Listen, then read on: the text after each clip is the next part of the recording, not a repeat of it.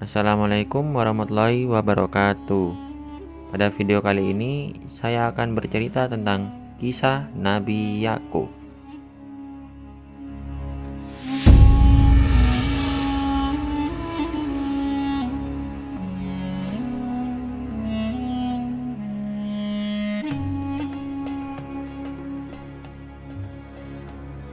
Nabi Yakub alaihissalam adalah seorang anak dari ayah bernama Nabi Ishak alaihissalam dan ibu bernama Rafiqah, serta beliau merupakan cucu dari Nabi Ibrahim alaihissalam.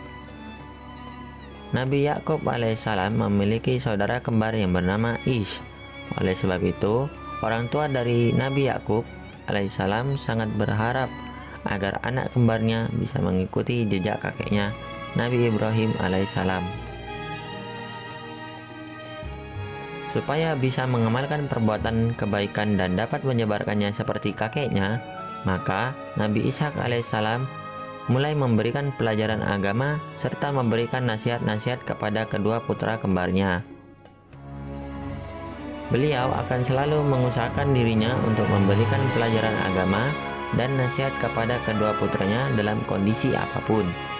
Hal-hal yang selalu diajarkan adalah hal-hal yang dapat membuat kehidupan menjadi lebih tenang dan damai, sehingga harus menjauhi sifat iri, dengki, maksiat, dan permusuhan. Hal ini beliau lakukan supaya kedua putranya selalu beriman kepada Allah dan menjadi hamba yang selalu bertawakal kepadanya. Namun harapan dari Nabi Ishak alaihissalam untuk memiliki anak-anak yang taat untuk menjalankan perintah Allah ternyata tidak sesuai, karena putranya yang bernama Ish memiliki sifat yang tidak mengamalkan kebaikan, seperti iri, dengki, sombong, dan senang sekali pamer. Akan tetapi, putra Nabi Ishak alaihissalam yang bernama Yakub memiliki sifat yang sangat berbeda dengan saudara kembarnya itu. Sifat-sifat yang dimiliki Yakub sangat mencerminkan kebaikan, seperti tidak sombong, tidak bermaksiat, dan sangat lemah lembut. Perbedaan sifat yang saling bertolak belakang itu membuat mereka saling bertengkar ketika beranjak ke usia remaja. Yakub ini memiliki sifat mengalah dan kakaknya, Ish, selalu merasa paling benar serta tidak mau mengalah kepada adiknya walaupun sedang dalam keadaan bersalah.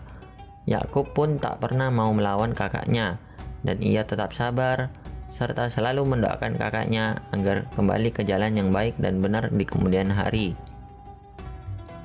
Nabi Ishak alaihissalam berpesan kepada kedua putranya, "Wahai anakku, kalian harus tetap beriman dan takwa kepada Allah, serta selalu menjalankan perintahnya dan menjauhi larangannya. Kita sebagai hamba Allah harus selalu melakukan perbuatan baik kepada sesama manusia serta harus membantu fakir miskin. Hal itu harus dilakukan karena dianjurkan oleh Allah." Yakub menjawab nasihat itu dengan sopan, tetapi kakaknya Ish tidak mau mengeluarkan ucapan sedikit pun setelah mendengarkan nasihat dari ayahnya. Nabi Ishak alaihissalam yang melihat respon dari putranya Ish hanya bisa tersenyum saja melihat sifat dan perilaku kedua putranya. Nabi Ishak alaihissalam dan istrinya mulai berpikir bahwa yang lebih pas untuk mewariskan ajaran agama Allah adalah Yakub. Hal ini dikarenakan Yakub mempunyai sifat-sifat yang sudah mencerminkan seorang yang saleh dan setiap perbuatannya selalu terpuji. Sifat saleh dan perbuatan terpuji ini tak pernah dimiliki oleh Ish. Semakin beranjak dewasa, pertengkaran antara Ish dan Yakub semakin sering terjadi. Kakak dari Yakub selalu mengejek adiknya yang sudah berkali-kali adiknya tidak membalas ejekan itu, dan selalu sabar ketika sedang diejek. Hingga pada suatu waktu, Yakub mulai merasa resah dan bilang kepada Nabi Ishak alaihissalam bahwa kakaknya sudah mengejeknya. Mendengar cerita dari Yakub, Ish mulai diberikan nasihat oleh Nabi Ishak. Setelah melihat kebiasaan buruk Ish yang tak kunjung berubah, Nabi Ishak alaihissalam dan istrinya berencana untuk segera menikahkan Ish. Dengan menikah, diharapkan sifat dan perilaku Ish dapat berubah ke arah yang lebih baik. Is pun menikah dengan perempuan yang dipercaya oleh dirinya. Namun, sifat dan perilaku Is kepada Yakub tetap sama dan tidak berubah walaupun sudah hidup berumah tangga. Yakub yang menerima ejekan, hinaan, dan ancaman dari kakaknya mulai menceritakan hal ini kepada ayahnya. Nabi Ishak alaihissalam, sang ayah yang mendengar cerita dari Yakub, mulai memohon kepada Allah dan berdoa, "Semoga engkau bisa mewarisi sifat kenabian yang kumiliki, anakku, dan aku berdoa semoga engkau kelak akan menurunkan beberapa nabi dan raja dari garis keturunanmu, anakku." Meskipun sudah diberi nasihat berkali-kali, Is tetap tidak menyukai Yakub dan selalu mengejek dan menganiaya Yakub. Melihat peristiwa itu terus berlangsung, Nabi Ishak alaihissalam berkeinginan untuk menitipkan Yakub kepada saudara istrinya dengan tujuan agar Is tidak bisa mengganggu, mengejek, dan menganiaya adiknya Yakub. Nabi Ishak alaihissalam mulai menceritakan idenya ini kepada istrinya, bahwa Yakub akan dititipkan kepada Syekh Laban yang merupakan saudara dari istrinya.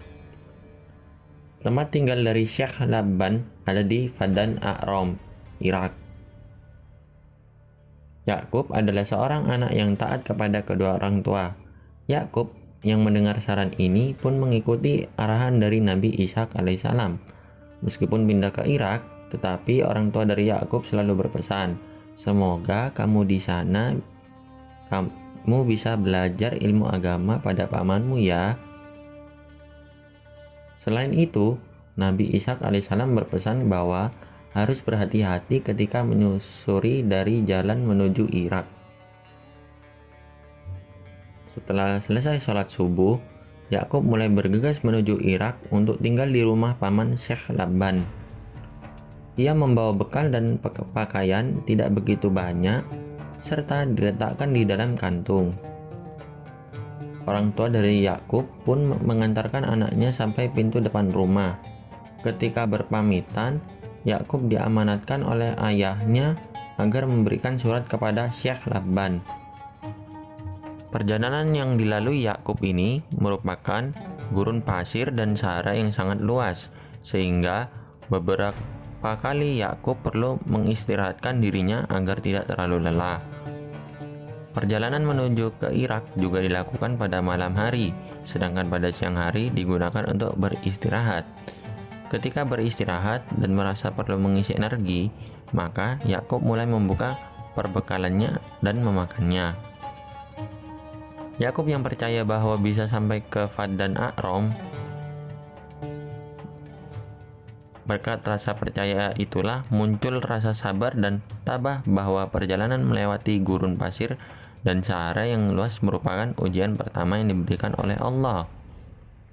Yakub yang mulai merasakan kalau dirinya sangat lelah, mulai mencari tempat yang nyaman untuk beristirahat dan agar bisa tertidur pulas.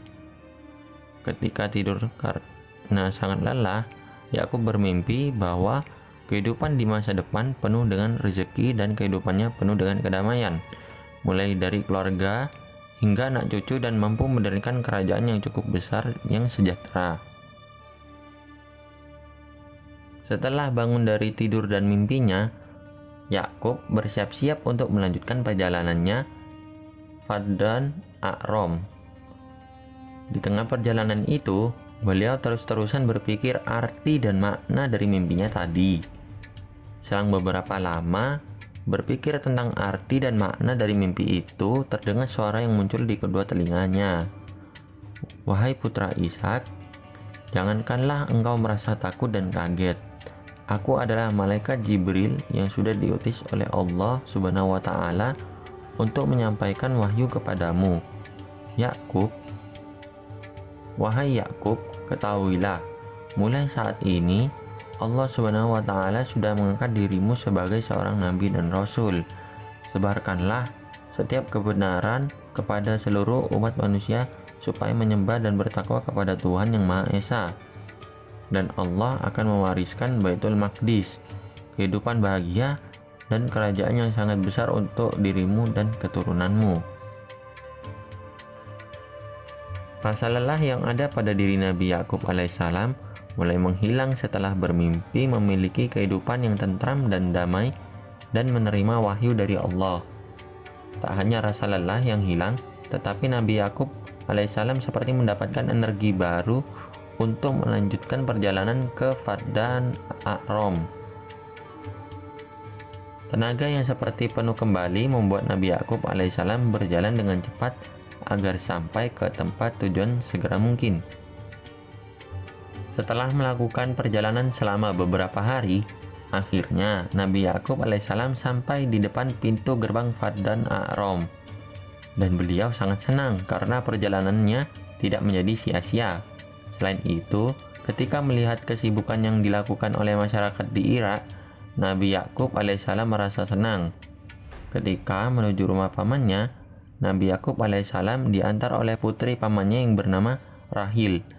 Dan setelah sampai di rumah pamannya, surat dari Nabi Ishak alaihissalam segera diberikan kepada pamannya Syekh Laban. Surat itu berisi tentang keinginan Nabi Ishak alaihissalam untuk menjodohkan anaknya dengan salah satu putri dari Syekh Laban.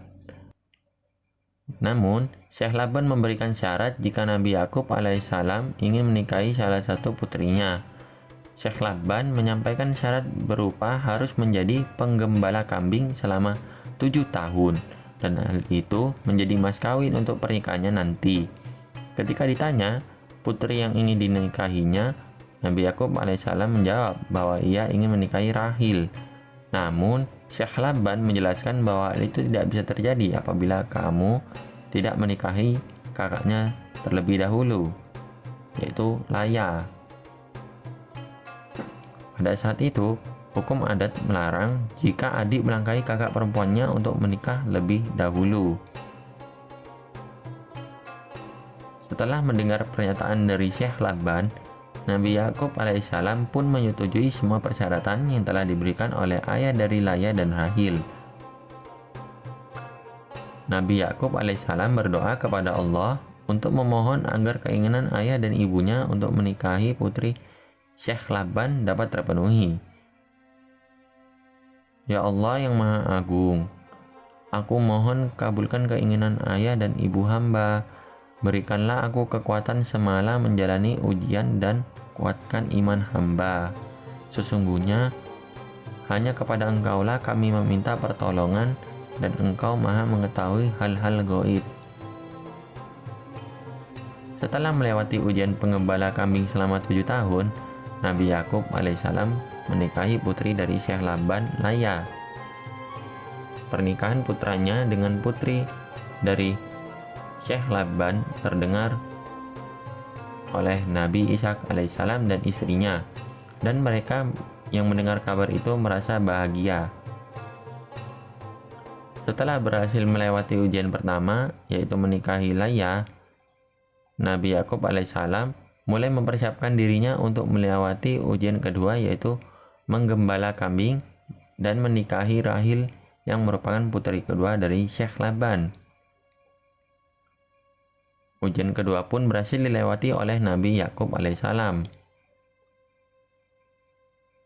Kedua putri dari Syekh Laban sangat bahagia setelah menikah dengan Nabi Yakub alaihissalam, dan mereka berdua saling bercerita tentang kebaikan sang suami ketika sang suami tidak berada di rumah.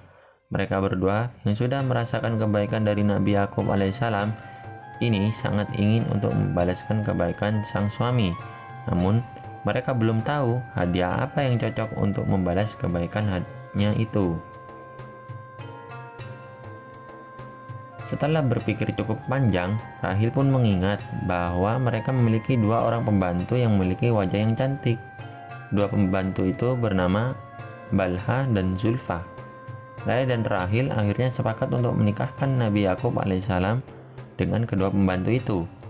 Setelah mereka sepakat dengan keputusan itu, kemudian menyampaikannya kepada ayahnya Syekh Laban. Mendengar keinginan mereka berdua untuk menikahkan Nabi Yakub alaihissalam dengan kedua pembantu putrinya membuat beliau terkejut. Setelah mendapatkan persetujuan dari Laya, Rahil, dan Syekh Laban, Nabi Yakub alaihissalam menikah dengan kedua pembantunya. Setelah pernikahan itu berhasil, Laya dan Rahil merasa sangat bahagia karena bisa memberikan hadiah kepada suami tercintanya. Dari keempat istri tercintanya, Nabi Yakub alaihissalam memiliki 12 orang anak. Istri pertama Laya dikaruniai 6 orang anak, yaitu Syamun, Raubin, Lewi, Yahuda, Yezakir, dan Zabulan. Istri kedua Rahil dikaruniai oleh 2 orang anak, yaitu Benyamin dan Yusuf. Istri ketiga Zulfa dikaruniai 2 orang anak, yaitu Kan dan Asyar. Istri keempat dikaruniai 2 orang anak, yaitu Dan dan Naftali.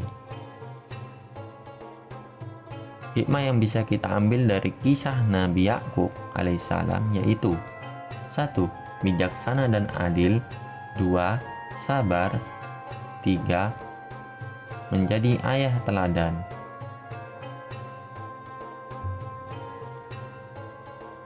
Sekian cerita dari saya, kurang lebihnya mohon maaf.